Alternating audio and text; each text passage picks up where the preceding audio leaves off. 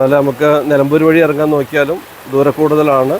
അതുപോലെ എല്ലാ വണ്ടികളും വരുന്നതുകൊണ്ടുള്ള ബുദ്ധിമുട്ടുകളുണ്ട്. ഇത് തന്നെയാണ് നമുക്ക് തുറന്നു കിട്ടിയ നല്ലത്. നമ്മൾ വയനാട്ടുകാരെ ഒരു കഷ്ടപ്പാട് ഇപ്പോൾ കുറേ കാലമായില്ല, ഇതിനൊരു പരിഹാരം എന്തെങ്കിലും വേണ്ട.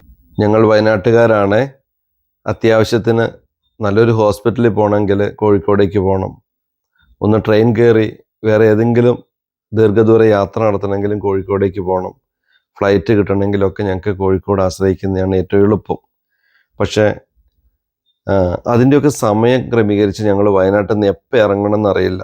1 മണിക്കൂറോ 2 മണിക്കൂറോ 4 മണിക്കൂറോ പോരാ, ചിലപ്പോൾ ഇനിയിപ്പോൾ 1 or 2 ദിവസങ്ങൾ മുൻപേ ഇറങ്ങേണ്ട അവസ്ഥയാണ്. കാരണം ചുരം ബ്ലോക്കാണ്. വർഷമായാലും വേനലായാലും ചുരം ബ്ലോക്ക് തന്നെയാണ്. നമുക്ക് മുന്നിൽ പരിഹാരങ്ങളില്ലാത്ത ഒരു പ്രശ്നങ്ങളും ഇല്ല.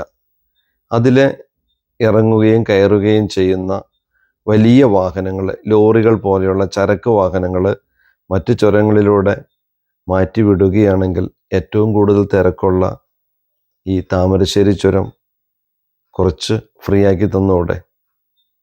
നമുക്ക് ഇത്രയും ബ്ലോക്കിൽ നിന്നൊക്കെ രക്ഷപ്പെടാമല്ലോ. പറ്റുമെങ്കിൽ അധികൃതർ അതിനെക്കുറിച്ചൊന്ന് ചിന്തിക്കണേ. Be happy.